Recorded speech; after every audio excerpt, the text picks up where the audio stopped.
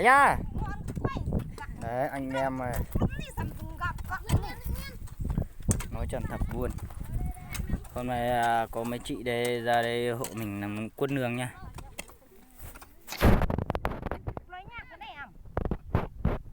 Mấy chị kia nói em chả hiểu gì nào. Nói em biết nghe em cười rồi.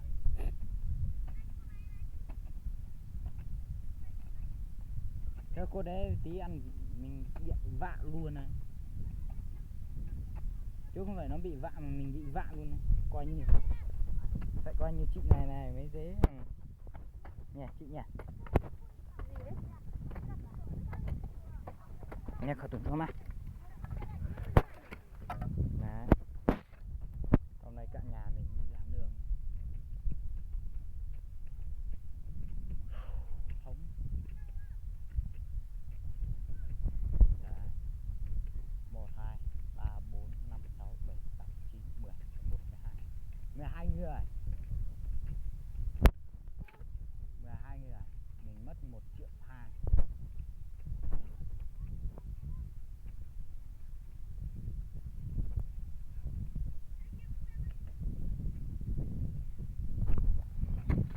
Này là mình mất 1,2 triệu.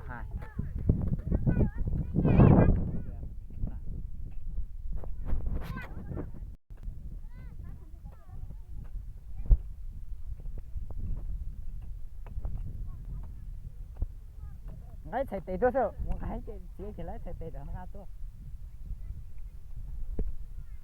Anh em cố gắng nhé. Năm nay mình làm ít thôi nào. Này đây.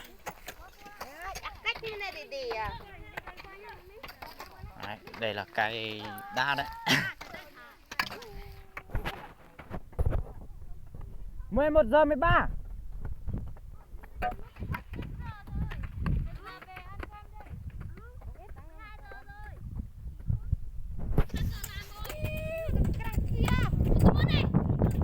Đấy, kinh chưa?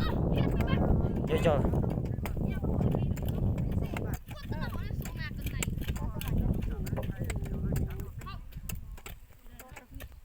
Mệt chưa anh em? Mọi người. Mệt chưa? Đói chưa? Sắp chết ra. Ôi giời, chết luôn. Đất đây còn nhiều, chôn luôn ở đây. Ta mà của anh. Đây là đất của anh chứ không phải đất của ai. Đất của anh chẳng sao đâu mà nhỉ? Thật. Chôn đây anh làm nương để anh có được nhìn.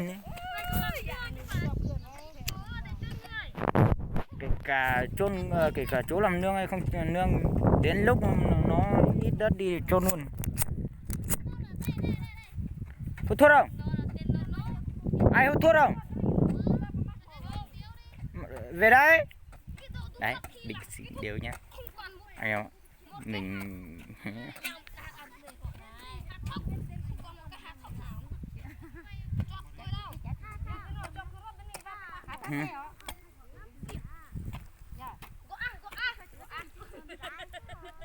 này con nhau có cái mà.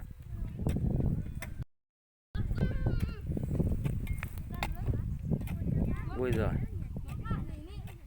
Đấy, dân tộc thiểu số anh em mình ăn dòng đến này nha. Em xin lỗi. Em không phải cố ý mà em cố tình. Chị chân mượn cái bật với. Cái bật của em chả biết tại sao ấy. Em đùa thôi, đứa em đùa thôi có. Em đùa.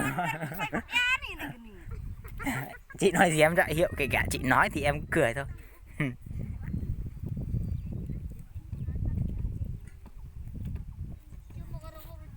Thôi nghỉ thôi. Giờ nghỉ rồi. Ôi em ơi.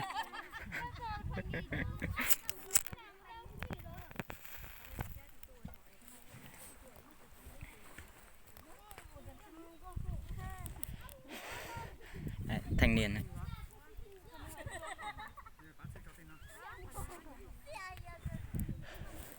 Nếu như quất ai nó không sát thì mang về nhà đi mày cho nhá.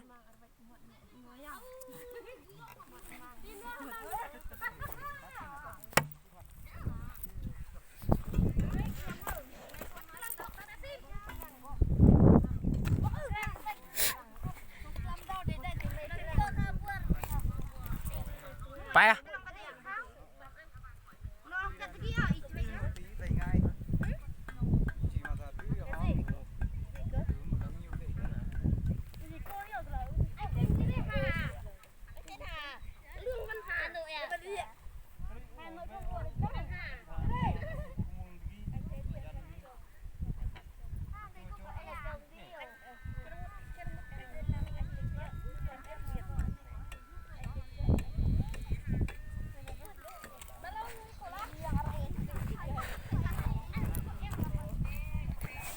Đây.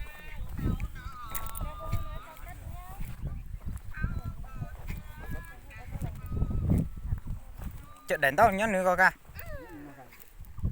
Rồi về nhà chứ. Thôi, về nghỉ thôi. Nghỉ. Cơm xong mới xuống. Xa thế này biết thì nó gần hơn nhỉ. Hả? Và lúc đấy mang xuống đấy thì Ừ đúng rồi, nhưng mà ăn trên nhà cho nó tiện, cho nó đỡ bận. mai hoặc là còn làm không? Có là thì cứ là lên tù thôi mà, nhưng mà sợ để một tí xem nó xong chỉ còn một ít lý ở trên Ma Thị Hồ, anh em mình kia định lên để chú lên trên kia làm cái bị nó không biết lý thì nó phải chờ Đi đắng mang ấy. lên trên kia. Ăn mai. Bên Ma Thị Hồ. Ma Thị Hồ nó là lý cho con người chết đấy. Tính mừng mình gọi là cho lý ấy. Biết làm lý à? Dạ. Cái bên kia này chưa biết làm lý à? Phải nhờ ông này. Tôi trông chả cả đá anh em mình thì chỉ có một hai người biết thôi. Nên là anh em này giúp nhau làm à? Đấy. Tức là chết đi 13 ngày rồi đi làm. Đi làm lại. Đấy, chả biết dân tộc Có chứ chú ạ. À thế à? Mình có làm. À, nhưng mình thì cũng thế mà. Thế đi đây. Thôi về. Cố gắng về nhà tí quay lại về làm. Đấy, con Nhúc à? Không mày à? về mày thì về mày nhé. Tùy từng người khỏe.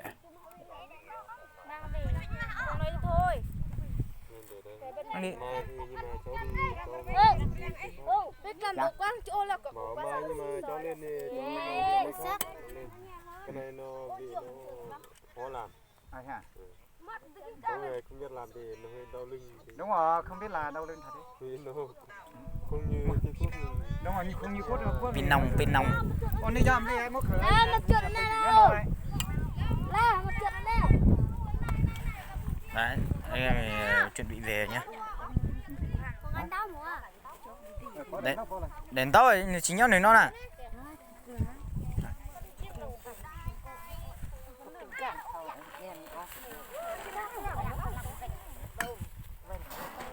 Đi về thôi. Về đi.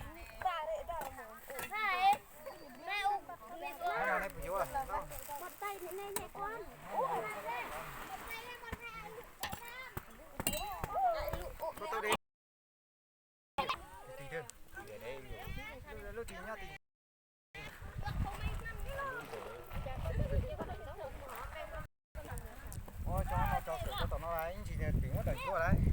Thôi về nghỉ thôi. Cơm xong mới về. Quay lại. Đấy em muốn đi mắng. Đấy về thôi, con này gần xong. Gần tầm bây giờ nắng thì đi ăn cơm tầm mấy giờ này? Gần 1 giờ xuống. Đấy.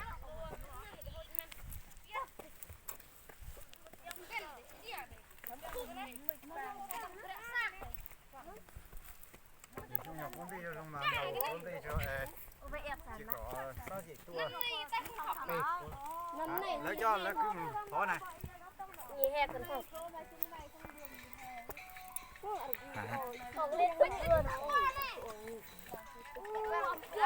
Thôi, mình đi trước cái ấy luôn. Không có chỗ khó nè.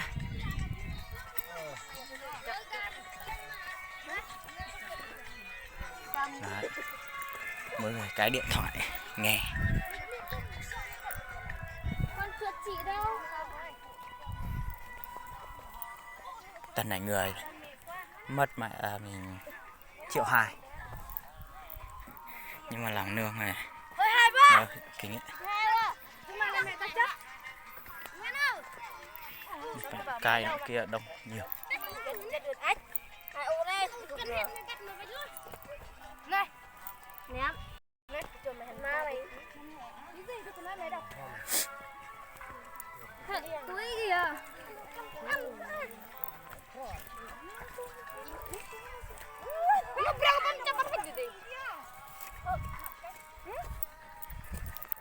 Thằng em này dẫn đường này. Đi đấy. Ui giời, anh quay tí nhớ anh em mà đăng ký kênh cho mình nhá. đấy thằng anh này dẫn đường Thì anh đi anh vẫn quay làm sao mà. Đấy, mấy bạn này chưa có người yêu nhá. Đường quên, không phải có người yêu rồi nhưng mà chả biết nó có chồng chưa, để mới quan trọng nha. Ôi giời, mình trên đùi mệt lắm. Mình đi lên phố thì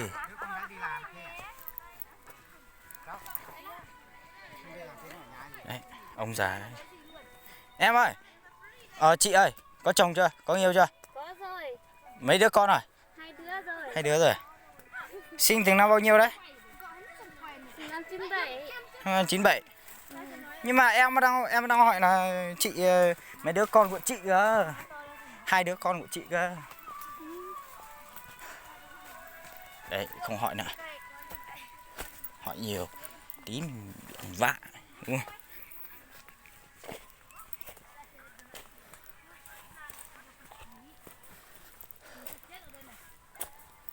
Đấy. Ôi giời, đi phải lên dốc mệt.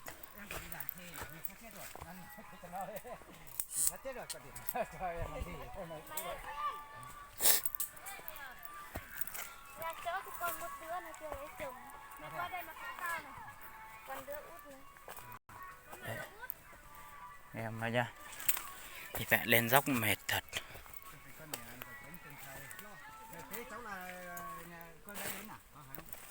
Con là con gái lớn. Chị của em Lôi với em lớn. Đấy. Đây là mấy cái nương cú mình làm, nhưng mà bây giờ hết màu mỡ rồi này, mình cũng bỏ thôi. Ngày sát ngày kia cái bờ ruộng mình. Đấy.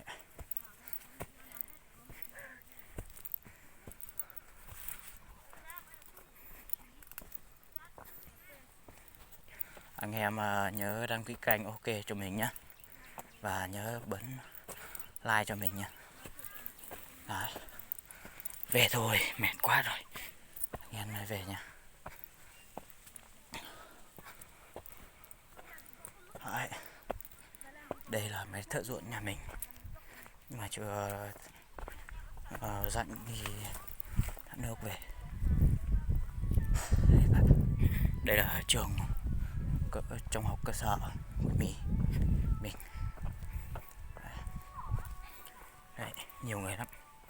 Mình hôm nay thì đấy, mình mất trong khoản 1,2 triệu, 1,2 triệu, 1,3 triệu, tương đương là mình đi mua đồ ăn kia nó phải mất đến 1,5 triệu. Đấy, mất đến 1,5 triệu. Thế là tính công đồng đấy là một người 100 tự ăn cơm nhà nha. Hôm nay là mình đi làm đường về mệt lắm anh em ơi. Mùa này mùa làm đường mà anh em.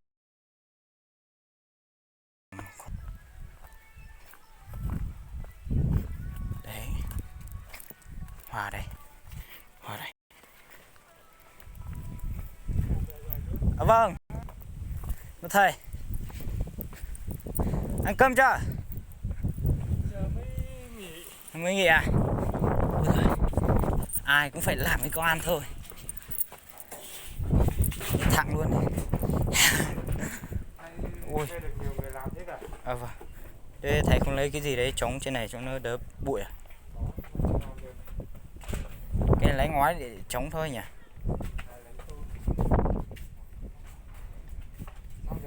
chưa phải chưa nữa xem nó có xong rồi có gió xong rồi hay không. làm cái gì mà thế được đông người thiết. Ôi gieo lỗi mà là vâng thế như thế là nó trùng quá là mấy người không biết thấy đâu mà thầy đi lên nhà chơi. Đi lên nhà chơi thầy ơi. Còn thế nhưng mà có thời gian thôi đây.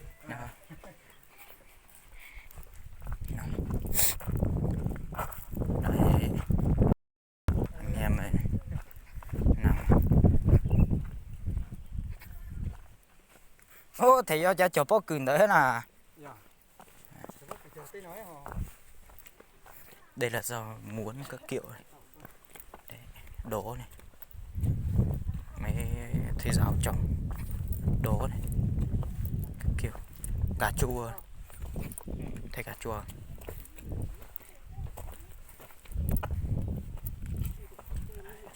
Đây là những nhà giáo viên.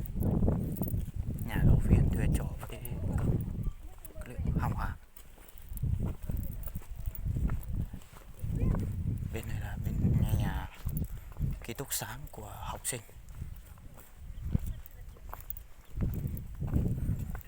Quên đi xe mẹ mệt thật. Đi đã mệt rồi mà cứ phải lung tung mẹ. Đấy. Ui thầy giáo mẹ vất vả này. Nấu rượu, thùng rượu.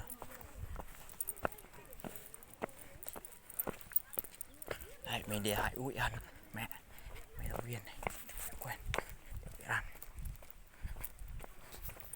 Đấy, mình đi ăn.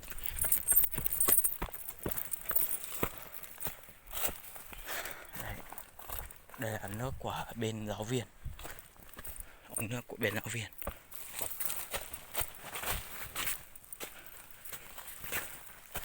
Ôi giời, bụi thật nhiều. Đấy bụi đây. Đấy ngon chưa? Quá ngon. Không biết thì mình ăn. Đấy, quá ngon. Đấy quả đây này. Mình lấy hết. Đấy. Mình ăn hết. Thôi ăn tạm. Đói thì ăn à. Ui à. Mình cũng muốn trèo cài. Đấy đấy chứ. Ui, mình leo cài. Đấy. Quả. Hả? Ừ, được thôi. Ui, mình leo cài 2 quả. Đấy.